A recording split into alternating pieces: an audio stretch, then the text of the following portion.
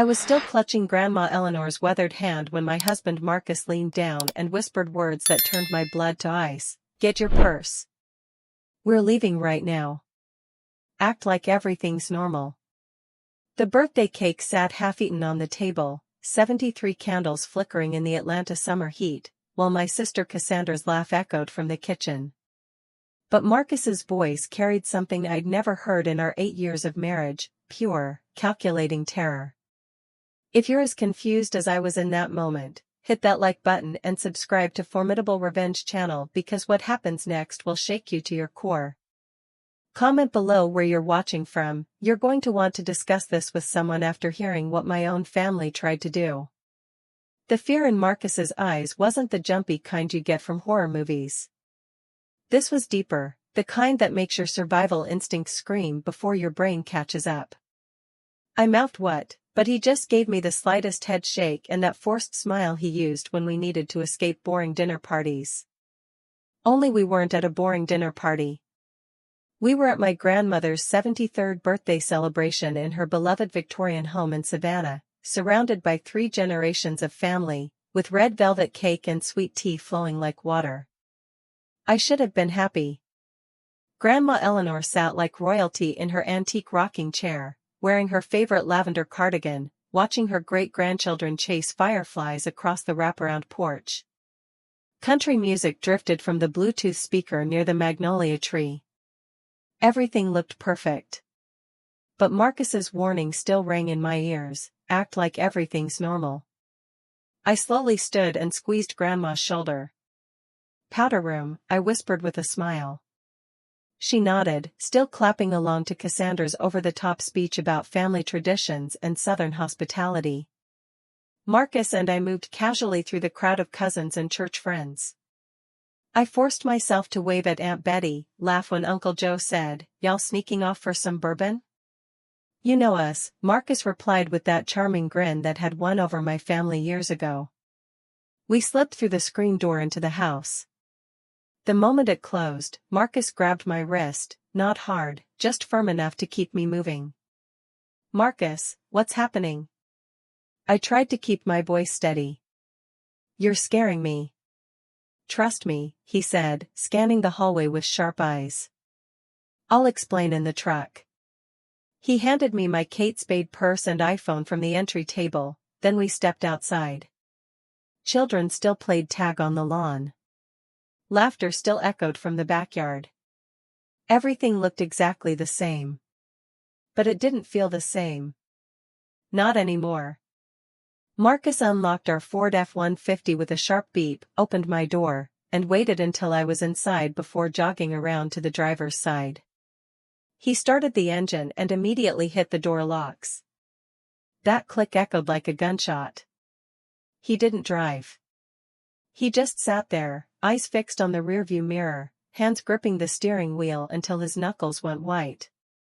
Then he turned to me and said words that still haunt my nightmares: "Something's very, very wrong, Emma. And it involves your grandmother." My mouth went desert dry. "What are you talking about?" "It's just a birthday party." Marcus reached into his jacket and pulled out his iPhone. He didn't show me the screen, just said, "I need you to trust me right now, okay? Don't panic. Just sit tight while I explain." I looked back through the rear window and noticed Cassandra standing alone by the kitchen window, staring directly at our truck. Her bright smile had vanished. She wasn't waving goodbye or looking concerned. She was watching us like she knew we weren't supposed to leave. And she was holding something in her hand, something that glinted in the porch light. 3 days ago, I almost ignored a phone call that changed everything," Marcus said, finally backing out of the driveway. "Your dad called my office directly." "Not your phone, not the house, my work line." I frowned. "Dad barely tolerates you." "Why would he call you?" Exactly what I wondered. Marcus's jaw tightened. "He said he wanted to man discuss something important about Eleanor's health. Said she'd been having memory issues, getting confused about money, and the family was concerned." My stomach dropped. Grandma's sharp as a tack. She still balances her own checkbook, for crying out loud. That's what I told him. But he kept pushing, saying maybe I hadn't noticed because we only visit twice a year. Said they were thinking about getting her some professional help and wanted my support convincing you it was necessary. Marcus turned onto Highway 17, heading away from downtown Savannah. Spanish moss hung from ancient oaks like funeral shrouds in the fading light. I thought it was weird, but I figured maybe they genuinely cared, he continued. So I did some research. Called the assisted living facility he mentioned, Magnolia Manor. Emma, they've never heard of your family. No inquiries, no applications, nothing. My hand started shaking. Maybe he was just shopping around. Then I called your grandmother directly yesterday. Asked her about her health, her memory, her finances. She was confused why I was asking but sharp as ever. Knew every detail about her bank accounts, her investments, even her grocery list for this week. The pieces weren't fitting together, but they weren't falling apart either. They were forming something darker. There's more, Marcus said. I drove by her house this morning, 2 hours before the party. There were men there, Emma. Not family. Not caterers. Men in suits measuring rooms, taking photos, loading boxes into a white van. Maybe they were. One of them had Brookstone Estate Sales printed on his jacket. They liquidate belongings after people die or move to nursing homes. The words hit me like a physical blow. No. Absolutely not. Grandma would never sell her house. That's where she raised 4 children, where Grandpa proposed to her, where she wants to die. Unless she doesn't have a choice, Marcus said quietly. I stared at him, my mind racing. What are you suggesting? I'm not suggesting anything. I'm telling you what I found. He pulled a folded paper from his shirt pocket. This was tucked under her doormat when I left this morning. Probably fell out of someone's briefcase. My hands trembled as I unfolded it. It was a partial document, but I could make out letterhead, Chatham County Probate Court, and fragments of legal language about incapacitation proceedings and emergency conservatorship. And at the bottom, in my father's distinctive handwriting, patient shows signs of advanced dementia. Immediate intervention required. Grandma doesn't have dementia, I whispered. No, Marcus agreed. But if a judge thinks she does, your father and sister can take control of everything. Her house, her savings, her life. And there's not a damn thing she can do about it. I looked back toward Savannah, where my grandmother sat in her rocking chair, probably wondering where her favorite granddaughter had disappeared to on her special day. They're not just stealing from her, I realized with growing horror. They're stealing her. Marcus drove to a Cracker Barrel parking lot 20 miles outside Savannah and killed the engine. The silence stretched between us like a loaded gun. Show me everything, I said. He pulled out his phone and opened his camera roll. I took these while you were inside getting ready this morning. The first photo showed 2 men in navy blazers standing on Grandma's front porch, one holding a clipboard, the other pointing at the second-floor windows.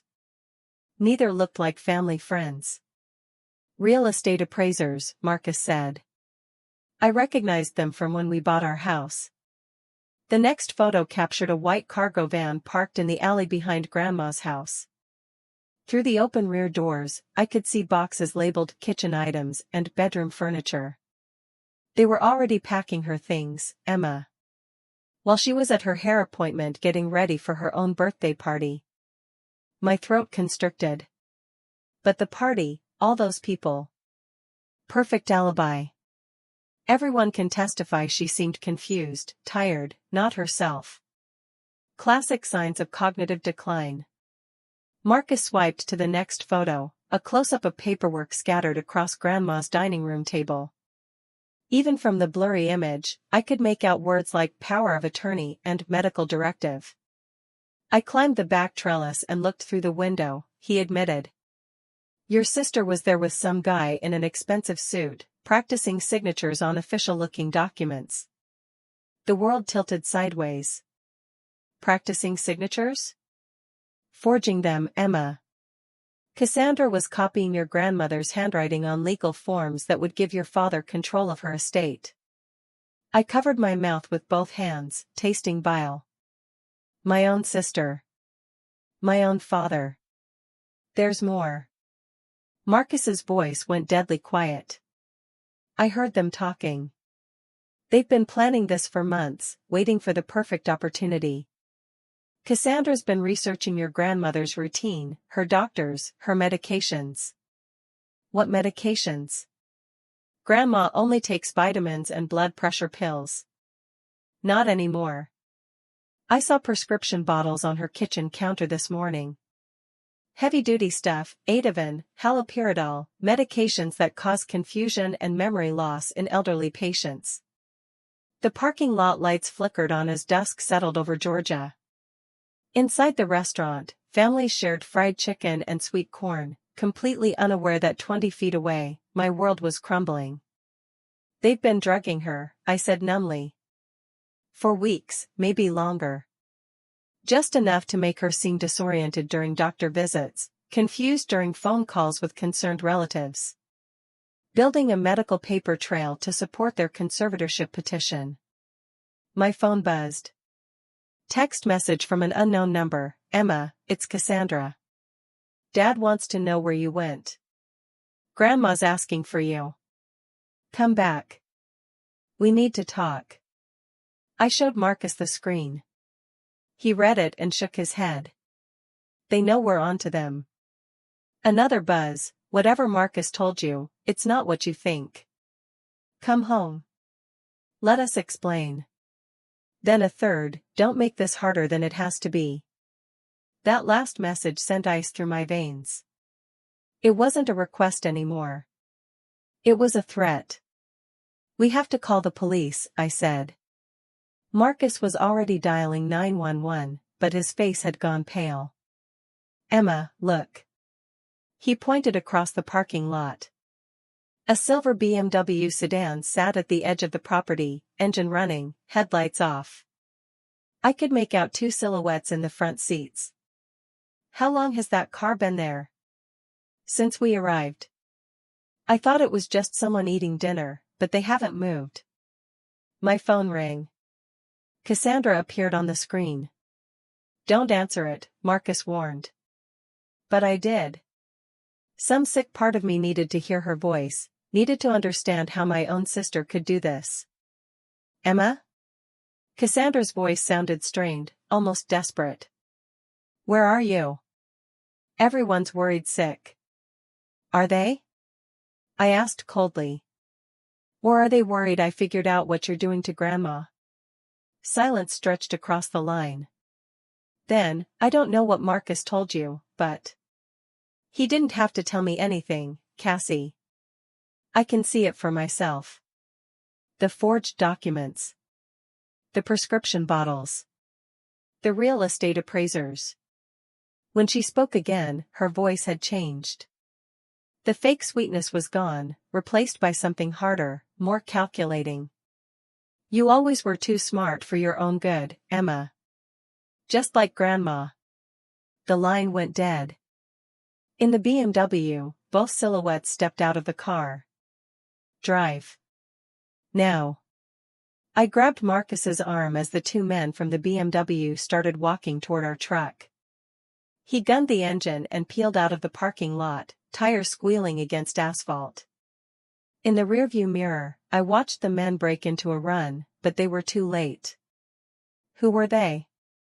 I gasped. Private security, maybe. Or worse. Marcus took a hard right onto a back road that wound through Georgia pinewoods. Your family's playing for keeps, Emma. My phone wouldn't stop buzzing. Text after text from numbers I didn't recognize. This doesn't have to get ugly. Think about what's best for Eleanor. You're making a mistake. Come back and we'll work something out. They're trying to sound reasonable, I said, showing Marcus the messages. Like they're the good guys here. Classic manipulation. Make you doubt yourself, second guess what you saw. He glanced at the speedometer. We were doing 70 on a road meant for 40. But we both know what we found. I tried calling 911 again, but kept getting a busy signal. Then I tried the Chatham County Sheriff's Office directly, same thing.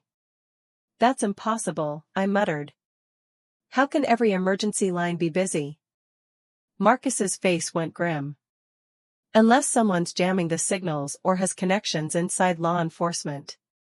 The possibility hit me like a sledgehammer. Dad used to golf with Sheriff Patterson.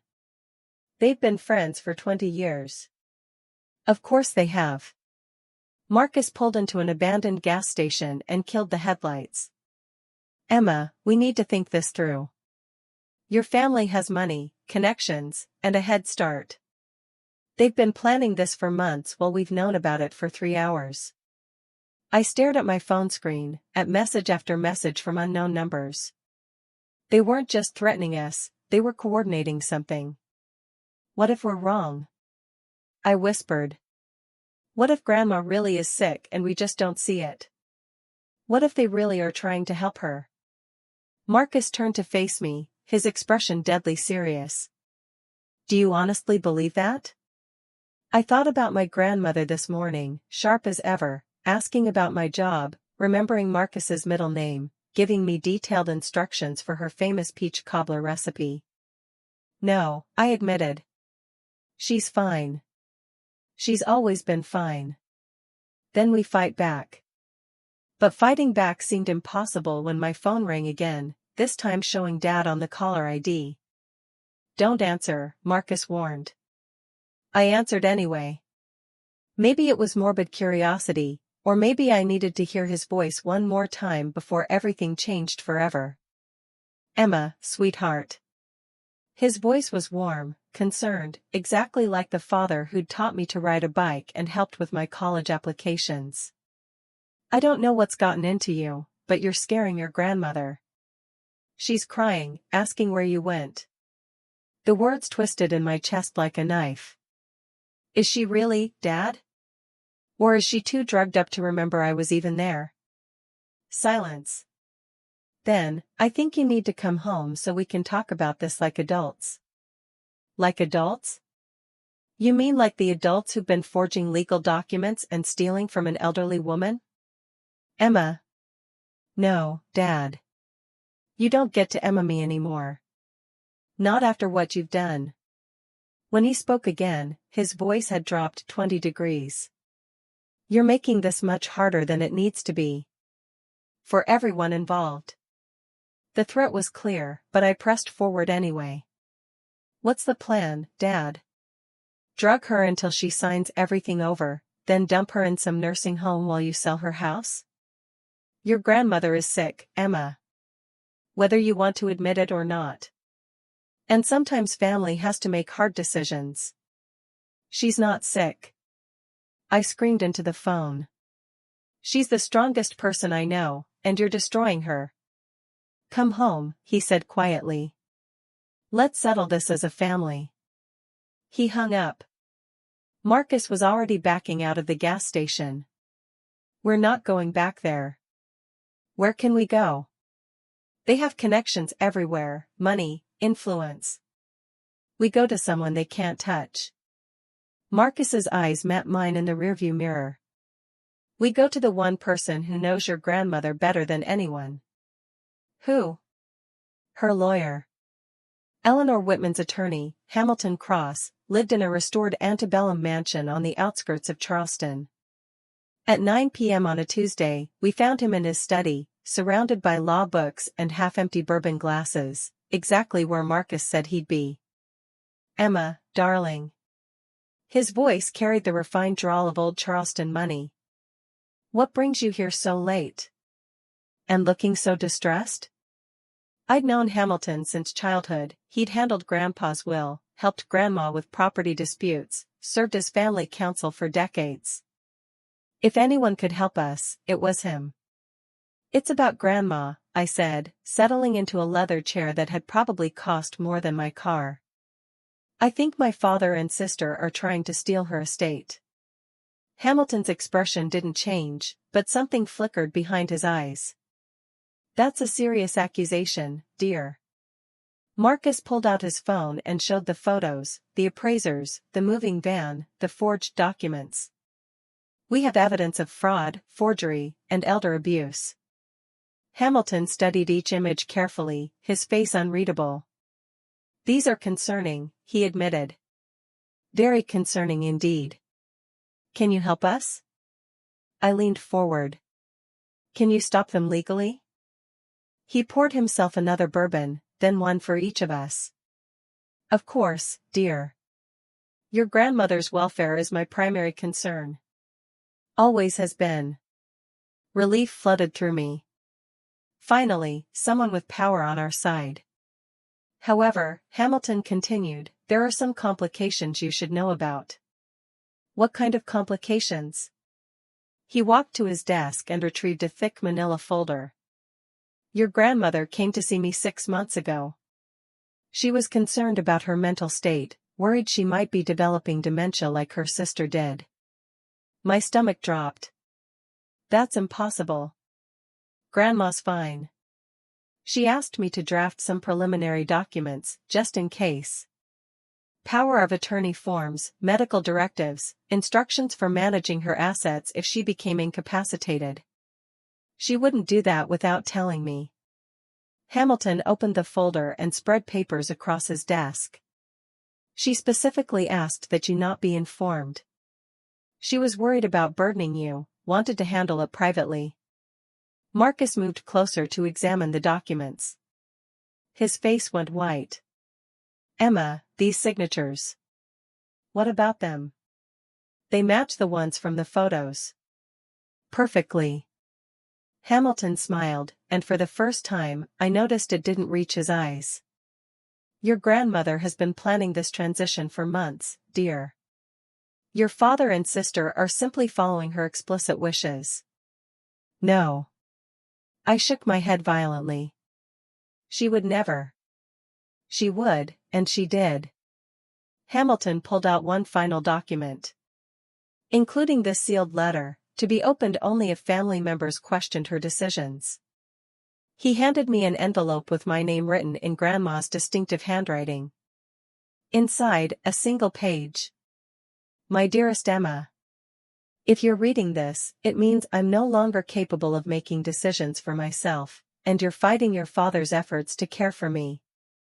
Please don't. I know this is hard to accept, but my mind is failing faster than I wanted anyone to know.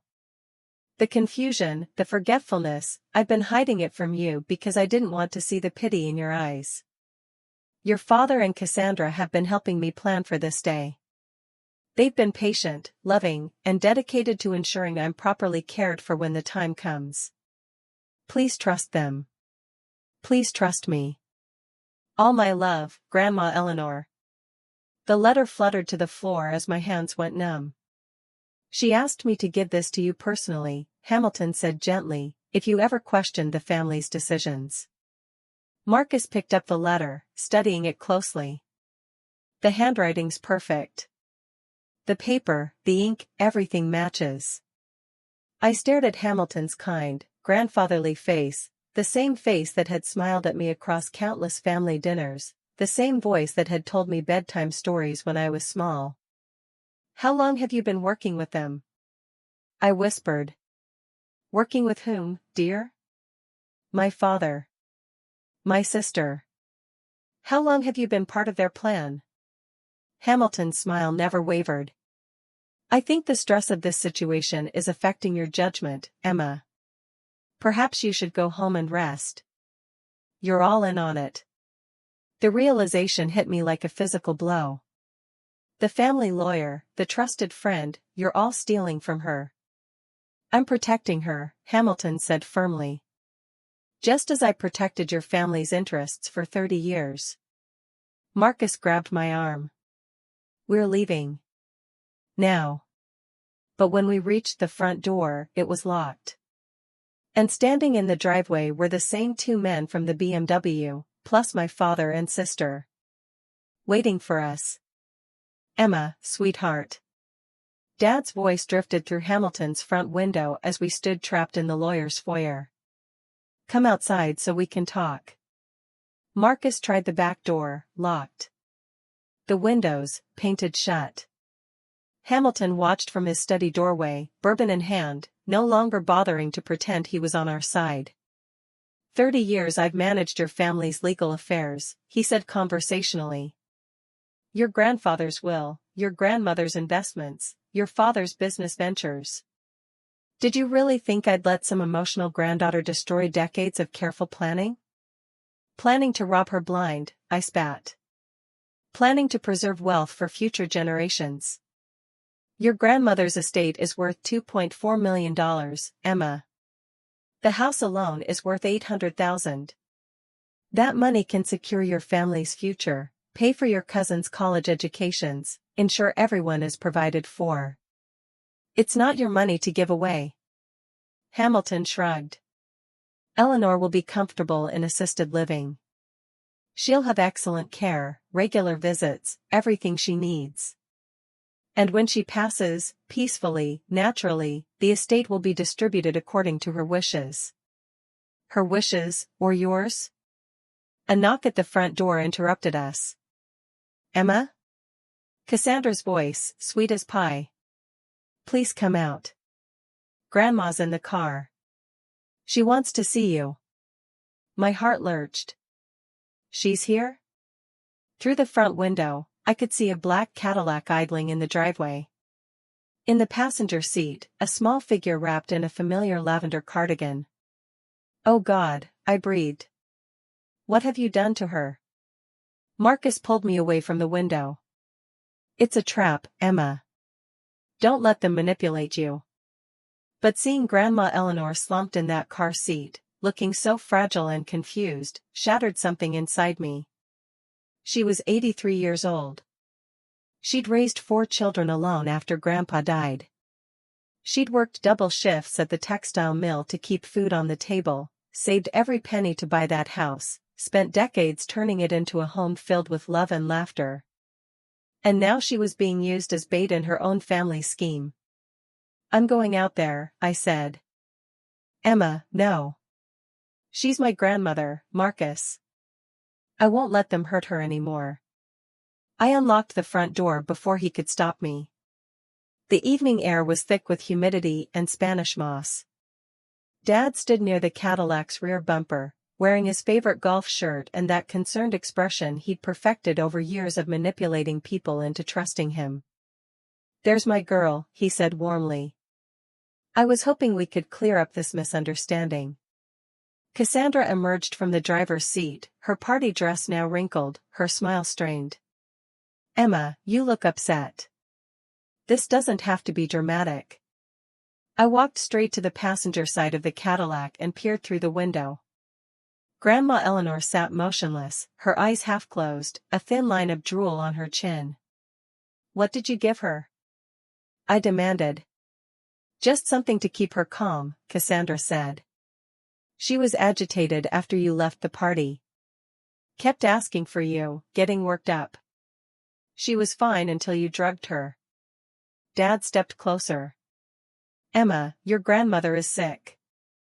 The doctors have confirmed early-stage Alzheimer's. She needs professional care, 24/7 supervision. We're trying to do what's best for her. By stealing her house? By forging her signature? By turning her into a zombie? By ensuring she's safe. Dad's mask slipped for just a moment, revealing the cold calculation underneath. Do you want her wandering off in the middle of the night? Forgetting to turn off the stove? Falling down the stairs and breaking her hip? I want her to have a choice. She did have a choice. She chose to trust us with her care. He gestured toward Hamilton, who'd joined us on the front porch. Mr. Cross has all the documentation. Legal, binding, witnessed.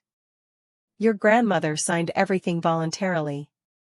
I looked back at Grandma, so still and silent in the car seat. When? When did she supposedly sign these documents? 2 weeks ago, Cassandra said. Right after her last doctor's appointment, when Dr. Morrison confirmed the diagnosis. Dr. Morrison, who plays poker with Dad every Thursday? That Dr. Morrison? Cassandra's smile faltered. Emma, you're being paranoid. Am I? Or am I finally seeing clearly? Marcus appeared beside me, having somehow slipped out the back door. Emma, we need to go. Now. We're not going anywhere, Dad said firmly. Not until this is resolved. The two men from the BMW moved closer, flanking us like we were suspects in custody. I suddenly realized we weren't having a family discussion. We were being detained. What happens now? I asked, surprised by how calm my voice sounded. You keep us here until we agree to go along with your plan? We take you home, Dad said. All of us. We sit down like civilized adults and work this out. And if we refuse? His expression hardened. Emma, you're upset. You're not thinking clearly. Sometimes family has to make difficult decisions for people we love. The threat was crystal clear. They weren't just stealing from Grandma. They were planning to declare me mentally unfit, too. You're all insane, I whispered, but even as the words left my mouth, the pieces clicked into place with terrifying clarity. This wasn't just about money. It was about control. Total, absolute control. Dad had spent years building a network, the family lawyer, Grandma's doctor, local law enforcement contacts, private security. He'd created a system where he could declare anyone mentally unfit and take over their lives completely. Grandma was just the test run, I said, staring at him with new understanding. You're planning to use this on other people, aren't you? Other elderly family members with assets? Hamilton chuckled from the porch. Your granddaughter has quite an imagination, Charles. But I saw the flicker in Dad's eyes. The confirmation. Great-Aunt Martha in Macon. Uncle Jerome in Atlanta. All those concerned phone calls you've been making to distant relatives, asking about their health, their living situations. My voice grew stronger with each realization. You're not just stealing from Grandma. You're running a whole operation. Emma. How many elderly relatives have you already helped into assisted living? How many houses have you already sold?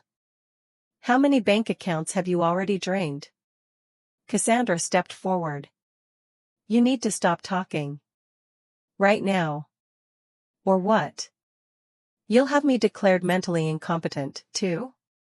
Is that the plan?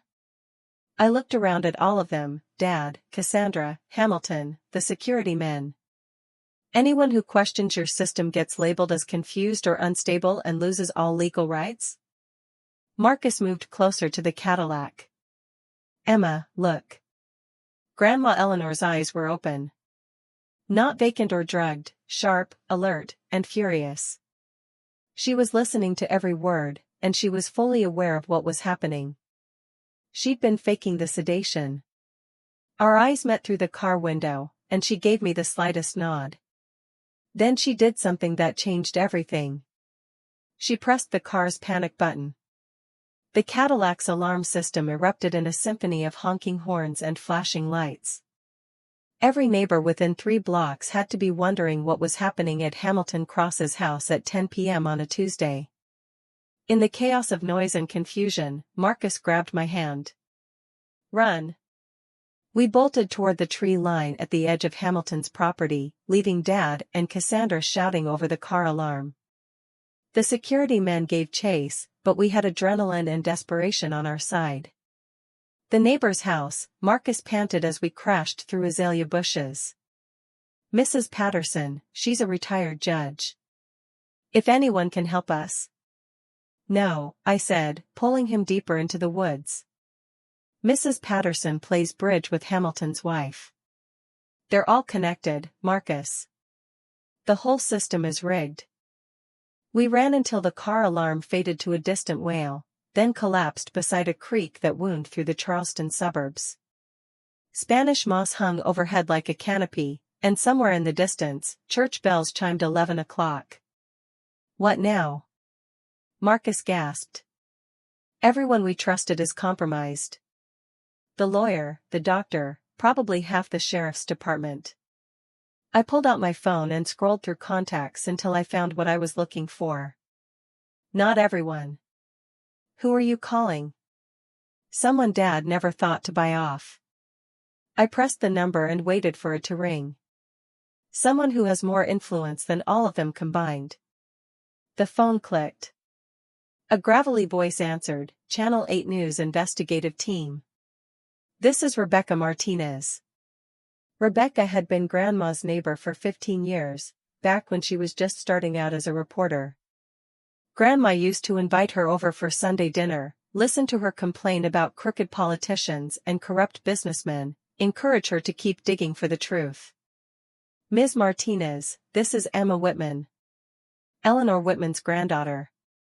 Emma. How's your grandmother? I've been meaning to visit. She's in danger, I said. And I have a story that's going to blow this city wide open. I told her everything. The forged documents, the drugging, the network of conspirators, the systematic exploitation of elderly family members. Marcus held up his phone, showing her the photos he'd taken. When I finished, Rebecca was quiet for a long moment. Emma, she said finally, do you have any idea how big this is? If what you're telling me is true, we're not just talking about elder abuse. We're talking about organized crime. Can you help us? Honey, I've been waiting my whole career for a story like this. Where are you now? I told her our location. But Rebecca, they have connections everywhere. Police, judges, attorneys. Let me worry about that. I've got connections too, and mine don't take bribes. I heard the sound of car keys jangling. I'm on my way. And Emma? I'm bringing the FBI. By dawn, Hamilton Cross's antebellum mansion looked like a crime scene from a movie. FBI vehicles lined the circular driveway, their blue and red lights painting the Spanish moss in patriotic colors. Federal agents and windbreakers carried boxes of evidence through the front door while Rebecca Martinez delivered a live news report from the front lawn. This is a developing story that has shocked the Charleston community, she told the camera, her voice crisp and professional. What began as a granddaughter's concern for her elderly grandmother has uncovered what federal investigators are calling the largest elder fraud operation in South Carolina history. Marcus and I watched from the back seat of an FBI sedan, giving our statements to Agent Sarah Chen, a sharp-eyed woman who'd driven down from the Atlanta field office specifically for this case. Your timing was perfect, she told us. We've been investigating similar patterns in Florida and North Carolina, elderly relatives signing over assets right before being declared mentally incompetent. But we never had witnesses, never had documentation. Through the car window, I watched my father being led away in handcuffs. His golf shirt was wrinkled, his hair disheveled, and for the first time in my life, he looked small. Ordinary. Human. Cassandra followed moments later, her party dress replaced by an orange jumpsuit that clashed horribly with her highlights. She glared at me through the sedan's window, her pretty face twisted with rage. How many victims? I asked Agent Chen. Preliminary count? 17 elderly individuals across 3 states, with combined assets totaling over $12 million. She shook her head. Your grandmother wasn't the first, Emma. She was just the one who got caught. Hamilton Cross emerged in handcuffs, his distinguished bearing finally cracked. Gone was the refined Southern gentleman. In his place stood a common criminal who'd spent decades exploiting the trust of vulnerable families. What about Grandma? I asked. Agent Chen smiled. See for yourself. She pointed toward the ambulance parked near the mansion's front steps. Grandma Eleanor sat on the rear bumper, wrapped in a blanket, sipping coffee from a FBI mug and chatting animatedly with a paramedic about the proper way to make biscuits from scratch. She looked exactly like herself, sharp, alert, and completely in control. The medications they were giving her? Agent Chen explained. Mild sedatives mixed with her regular prescriptions. Enough to make her drowsy during medical evaluations but not enough to cause permanent damage. She's been aware of everything that's been happening. She knew? She suspected. Started pretending to be more affected than she actually was, hoping to buy time to figure. She knew? She suspected. Started pretending to be more affected than she actually was, hoping to buy time to figure out what they were planning. Agent Chen closed her notebook. Your grandmother is a remarkable woman, Emma. She's been collecting evidence for weeks, recording conversations, photographing documents, even palming pills instead of swallowing them. I stared across the lawn at Grandma Eleanor, who chose that moment to look up and wave at me with a grin that could have powered the whole city of Charleston. She played them, I breathed. Like a fiddle. The moment you and Marcus showed up asking questions, she knew her backup had arrived. That's why she triggered the car alarm last night. She was signaling us that it was time to move. Marcus laughed, a sound of pure relief and admiration. She's been running her own investigation this whole time. Gets better, Agent Chen said. She's been wearing a wire for the past 2 weeks. Every conversation with your father, your sister, Hamilton Cross, Dr. Morrison, all recorded. We have them discussing the forgeries, the medication schedules, even splitting up the money from previous victims. Rebecca Martinez appeared at the car window, her cameraman trailing behind. Emma, can we get a statement? The whole country's going to want to hear this story. I looked at Marcus, who nodded encouragingly. Then I stepped out of the sedan and faced the camera. My name is Emma Whitman, I said, surprised by how steady my voice sounded. And I want to tell you about the strongest woman I know, my grandmother, Eleanor Whitman. I told America about a woman who'd worked double shifts to support her family, who'd built a life of dignity and independence, who'd refused to let anyone, even her own children, steal her autonomy. I told them about the network of corruption that had been systematically targeting elderly Americans, using their trust and love against them. But most importantly, I concluded, looking directly into the camera, I want to tell you that my grandmother won. She outsmarted them all. At 83 years old, she took down a multi-million-dollar criminal enterprise with nothing but her wits and her refusal to go quietly. Behind me, Grandma Eleanor stood up from the ambulance bumper and walked over, still wrapped in her FBI blanket. Emma, darling, she said in that voice I'd loved my whole life, I believe we have some birthday cake to finish.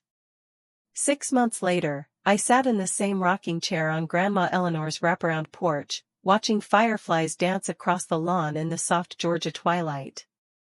The Victorian house looked exactly the same white shutters, same faded welcome mat, same magnolia tree, but everything had changed. The trials had been swift and decisive. Dad received 15 years for racketeering and elder fraud. Cassandra got 12 years for forgery and conspiracy. Hamilton Cross, as the mastermind, got 25 to life. Dr. Morrison lost his medical license and faced federal charges for his role in the scheme. 17 families across 3 states had their loved ones' assets restored. 12 elderly victims were moved out of nursing homes they'd never wanted to enter and back into their own homes.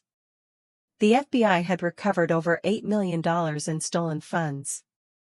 But some victories come with scars. You're brooding again, Grandma said, settling into the rocking chair beside me with 2 glasses of sweet tea. I'm thinking about your father. It wasn't a question. She always could read me like an open book. He's still my dad, I said quietly. Even after everything he did, part of me keeps waiting for him to call and explain, to apologize, to be the man who taught me to ride a bike.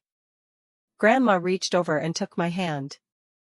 Grief's a funny thing, sweetheart. You're grieving the father you thought you had, the family you thought you belonged to. That's natural. Is it wrong that I miss him? Even knowing what he was capable of? It's human. She squeezed my fingers. The man who taught you to ride a bike was real, Emma. The man who read you bedtime stories and helped with your homework, he existed. Evil people aren't evil all the time. That's what makes them so dangerous. Marcus appeared in the doorway, carrying a covered dish that smelled like heaven. Dinner's ready. Your grandmother's famous pot roast, though she insisted on supervising every step. Someone has to make sure you don't oversalt it, Grandma said with mock severity. We ate on the porch as the sun set over Savannah, talking about ordinary things, Marcus's new job, my graduate school applications, Grandma's garden plans for next spring. Normal family conversation, the kind I'd thought was lost forever. Rebecca called today, Grandma mentioned over dessert. The documentary won another award. Emmy nomination this time. You're going to be famous, I teased. I'm going to be forgotten in 6 months, and that's fine by me. Fame's overrated. Family's what matters. She gestured toward the lawn, where Marcus was attempting to fix her temperamental sprinkler system. That man of yours is a keeper, Emma. Most people would have run the other direction when they realized what they were getting into. He said the same thing about you. Smart man. As the evening deepened, I found myself studying Grandma's face in the porch light. The same sharp blue eyes, the same stubborn chin, the same gentle smile. But there were new lines around her eyes, a weariness that hadn't been there before. Are you okay? I asked. Really okay? She was quiet for a long moment, rocking slowly in her chair. Losing family is hard, sweetheart. Even when they deserve to be lost. Charles was my firstborn. I held him when he was barely bigger than my hand, taught him to walk, watched him graduate from college.